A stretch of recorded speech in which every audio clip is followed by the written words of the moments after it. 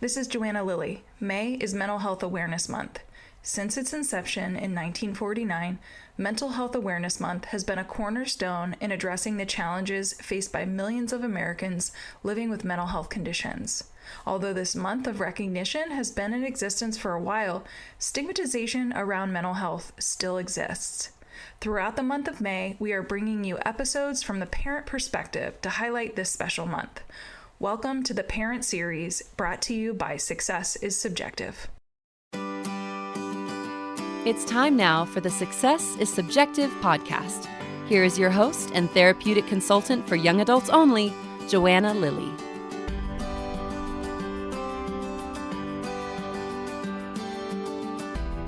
Lisa is the mom of a young adult who struggled with severe anxiety and depression during high school, with the situation becoming more extreme during the last semester. Her young adult decided that deferring college and taking a gap year to work on these issues was the best path forward.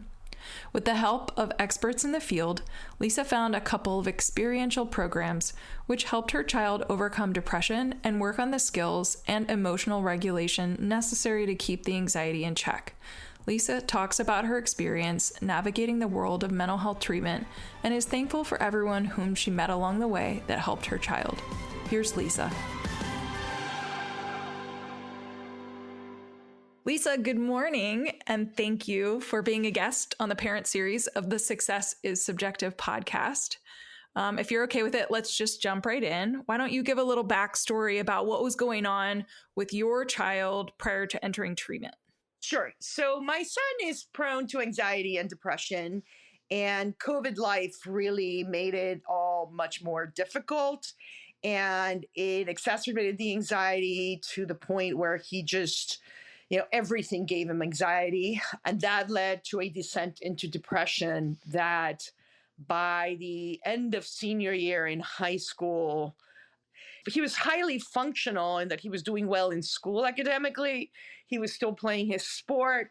He was still a starter in his sport. But other than that, he could not function. He could not take care of himself. It was a very bizarre sort of depression of inability to take care of himself, but still being able to deliver in public, if you will. And we tried everything. We tried therapy. We tried medication, changes in medication, all of it. And we could not get him out of the depression or to get a handle on the anxiety. By the end of senior year, he had to go on a medical leave towards the end, right before graduation. He still played baseball, but he was not going to school anymore at that point. And after that, he did an intensive outpatient therapy program for the summer. But again, not being in school took away that pressure, but he was still in a very, very dark hole with the anxiety and the depression. And at that point, his doctor suggested, let's try experiential because he's 18, he's young, and he really needs to just try to live life. As a backstory, though, we had always told him we wanted him to take a gap year after high school.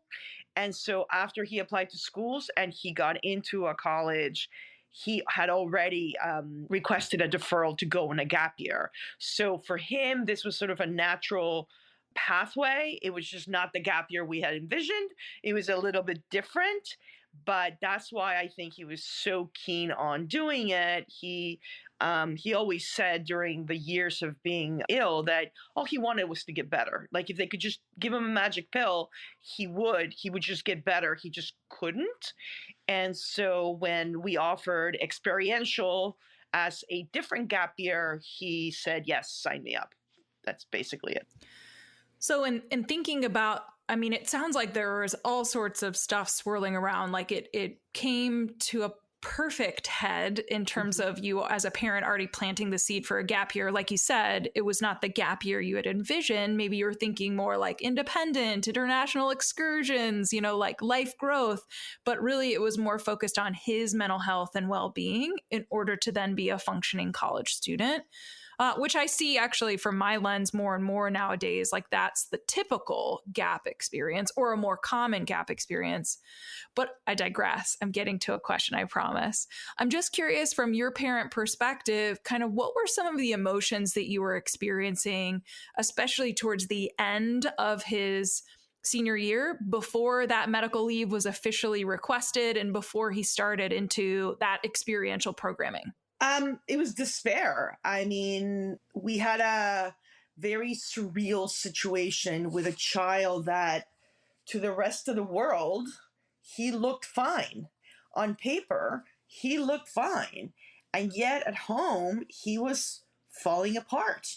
He made some holes in our doors. He wouldn't talk to us. He hid in the basement. It got to the point where even eating became a difficult thing. He never stopped eating. He likes food too much, but he couldn't even tell you what he wanted to eat. He just wanted a meal made and put in front of him, and he would just shove it in, basically.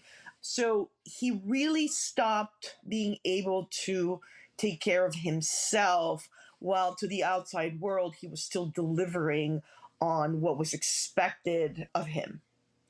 So, talking about that transition then to an experiential program, give us a little bit of information. What was that experience like for you as a parent? Because that sounds like that was a new type of therapeutic modality or intervention that was applied for your son. And usually nowadays, programming includes some sort of parent lens or component. And then also, how is it for your son? Especially thinking in my head, if he's not just a student athlete, but he's a starter for like the sports that he's in, I imagine that therapeutically, and I'm not trying to plant seeds, so let me just say this, but like my head's spinning for somebody that likes being physically active, I imagine experiential programming was a perfect fit, but it's not for everybody. So tell us about your experience and then your son's experience. So as I said, all he wanted always was to get better. And so when we presented this, well, you can't go on the gap year program we had discussed, but we are looking for something that will still keep you outdoors and give you a different experience. He hesitantly said yes initially, and then when we presented a few programs to him, he found it interesting. I mean, he always wanted to go camping and spend time outdoors, and so for him that piece was easy. I'm not sure he really understood what the emotional side of it was going to be, the amount of emotional work that he was going to end up doing. But from a parent perspective, given all the bad press that, wilderness gets, it was a nauseating decision. I mean, it was not easy, but it was also, we reached a point of desperation. We knew that going to therapy once a week was not working. We knew that medication was definitely not working. I mean, by then we had tried multiple different medications and had gone back to the beginning, because the beginning types of medications are the only ones who actually had yielded some results. And the intensive outpatient program that he was in, while he started rediscovering a few things of himself, like art and reading a book, he was just not, he was still coming home and sitting in the basement and all that. So we literally feel like we jumped off a cliff and said, we're just going to do this. He seems, the outdoors has always been appealing. He's incredibly physical. That part shouldn't be hard. And we need to force him into a situation where he's dealing with his emotions. And of course, we did our homework. We hired a consultant, and we were very sure that the wilderness program we were sending him on was a small one, a very nurturing one, not one that had been in the press. We took pains to make sure that we were comfortable to the extent that you're ever going to be comfortable, jumping off a cliff and doing this. I was just thinking that, like, how can you feel comfortable at all jumping off a cliff? Yeah, you're shaking your head saying, like, I think for any parent, it is truly a leap of faith. Like you said, kind of blind trust when and if you're working with a consultant. And then you have to do your due diligence. Like you said, you were picking a program that you felt like was going to be nurturing, that was also not in the news. And so you just kind of really did the best research that you could, but there's still this level of unknown leading into that. And so talk about then, what was the rest of that gap year like for your son, right? If he's jumping into a wilderness program, what came next? Because sometimes there is kind of that programmatic scaffolding where it's like that wilderness program or residential level of care seems like it's the most intensive therapeutic experience. And then whatever comes next is usually where there's an opportunity to actually basically have the rubber meet the road for the skills that you just learned or the tools that you acquired. So I'm curious how the rest of his gap year kind of played out.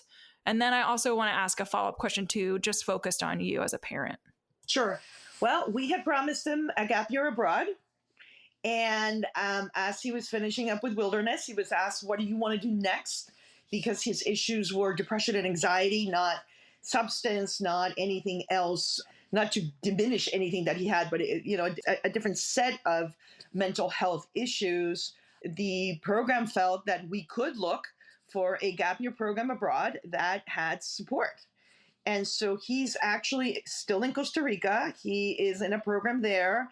It is a gap year with support that allows him to be independent, have travel experiences, have a job, have an internship, get on the bus by himself, come and go in town, just live abroad, but with the support needed so that they catch him when the anxiety is coming up or when he seems a little bit stuck, and they've been able to push him as they have him, experience the living abroad opportunities. Well, I'm glad to hear that he was still able to have that international experience like he was originally picturing, and as you, as a parent, were originally presenting. So it sounds like it was kind of the perfect post-wilderness experience for him to continue to kind of be on that path towards, again, getting the help that he needed, and then also just having those skills applied in preparation to that college transition. So let me back up. Here's the other question that I wanted to ask you. And you mentioned working with a consultant. So there's a lot of other resources that parents often tap into once they're kind of on this journey. So I'm curious from your perspective if there was anything else that you also leaned on or got connected to, just as a way to share with other parents that might be listening that are kind of fishing for resources. What were some of those that you leaned on? Honestly, we knew some people who'd sent their children to wilderness programs.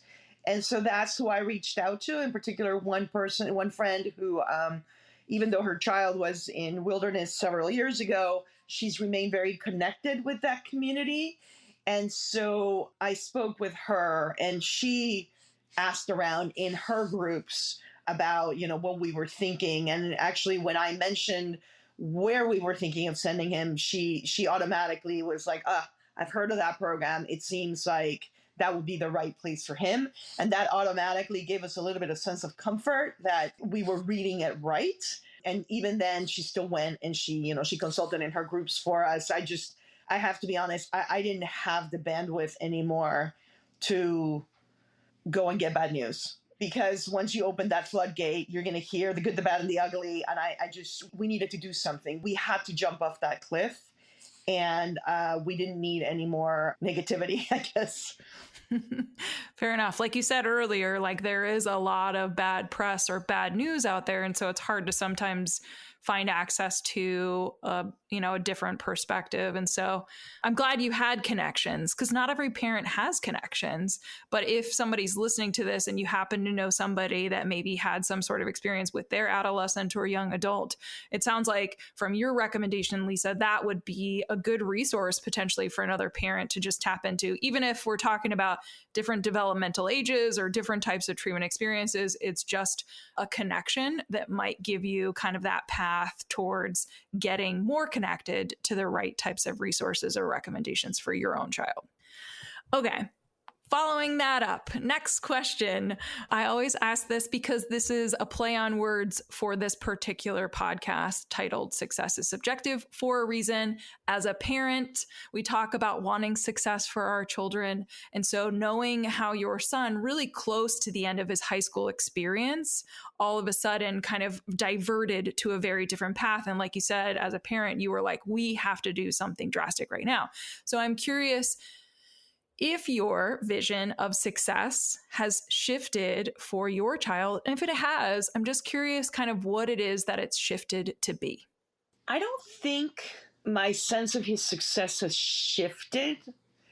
I am just more, I think I'm more holding my breath that he is going to be able to put all the skills that he's gained this year into practice to make that college experience and beyond what he wants it to be, but also when he runs into roadblocks, that he will have the skills to pivot. I think that success this year for him was learning how to pivot, and he had to pivot hard. He did something very different from his friends. He did something very different from what he had told the world he was going to be doing for his gap year. And he's had to learn how to change and pivot and take in the new experiences. And I think for me, that's success if he can continue to apply that. As far as academics, as far as achievements, we never saw that drop. So I think it's not that kind of success. It's the emotional success that we are more focused on with him. Yeah, like you said earlier, to the outside world, he looked like he had it together. And so from that lens, yeah, he's still kind of on a quote unquote successful path from a societal perspective. But it sounds like what you've shifted or redirected what you view success for him is his emotional and mental health. Is he able to apply the tools on a daily basis to be in a better place than he was, last year or years ago? Okay, last question. Just if you could give any advice, and I think you've kind of peppered this in naturally or organically throughout the conversation, like tips and tricks that parents can take away from your experience that could be applied to theirs. But I'm curious from your perspective, if there's anything else that you would maybe impart to another parent that is kind of going through this right now. I don't normally do this, so bear with me for going off a script. We are perfectly timed, right? End of May, end of senior year. A lot of seniors out there are struggling. So if you could speak to the parent of a very similar situation, right, for their high school senior, what would you tell that parent right now? Don't be afraid of experiential. Do your research. Make sure that it aligns with your kid's personality, but don't be afraid of it, because experiential really puts them outside of their comfort zone. It forces them to confront themselves in a different scenario, but it also takes them away from you and the comfortableness of just being in the basement or in their bedroom. And I think for our son, that has been the key to not being home, the key to having to relearn how to take care of himself and putting a different face outwardly than what he was putting on. So that's what I'd say. Don't be afraid of experiential. Just make sure that, it meets who your child is as well. You don't want to put them in such a different environment that it's going to backfire. Yeah. No, that's great advice. And I think the other piece that we didn't hit on, but I think you're alluding to as well, is that college isn't going anywhere, right? Like deferral is absolutely an option. And so making sure that they get the help that they need now, and especially from an academic perspective, if they're doing fine academically, but otherwise they're really struggling, that's going to roll over to their on-campus post-secondary life. And you just want to make sure that they're better balanced in general for kind of all areas of wellness. And that, I think we'll just leave it at that. Like, do your research, but don't be afraid of experiential. Sounds good. Well, thank you, Lisa, for being a guest again on the podcast. Thanks for being vulnerable, sharing your story. And I know that there's going to be parents listening to this that really appreciate hearing your perspective and will take away resources for their own life.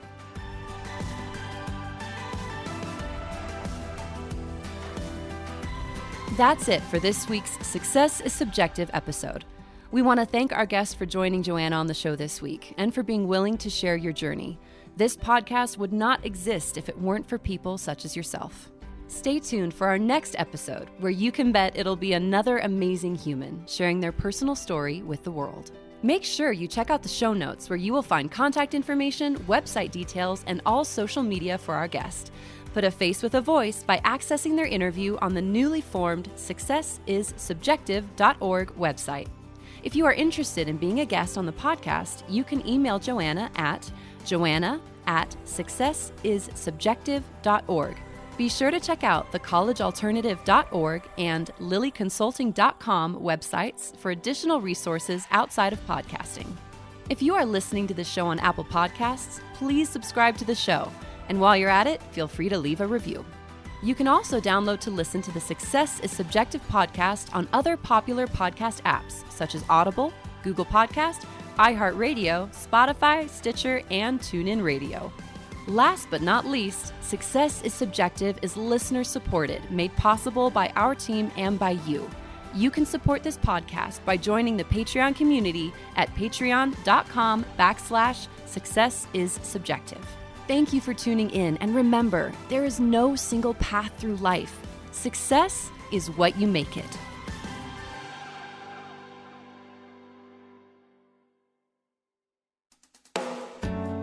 Do you have a teenager or young adult who seems to have lost their way? Maybe they need help navigating adolescence, adulthood, and decisions surrounding higher education. Or maybe they have become withdrawn, their grades are slipping, or they are flat out living a reckless lifestyle, and you're concerned about their health and well-being. If this describes what your teen or young adult is facing, a therapeutic consultant may be able to help. Mental health, addiction recovery, and higher education can all be equally expensive. While information is everywhere, how do you know what option is the best one for your family? Some parents have the time to research and navigate this on their own. Some don't. If the latter applies to you, enter therapeutic consultants. Therapeutic consultants, like Joanna, listen to your family's specific needs and advocate on behalf of your loved one. TCs will research therapeutic resources, recommend treatment programs, and assist during adulthood transitions. Not being affiliated with any program, their support is completely objective and catered toward the best interest of each unique family. To find a qualified therapeutic consultant to work with, check out TCA, also known as the Therapeutic Consulting Association. Their website is therapeuticconsulting.org, all one word. Again, that's therapeuticconsulting.org. Then click the Find a Pro tab up at the top.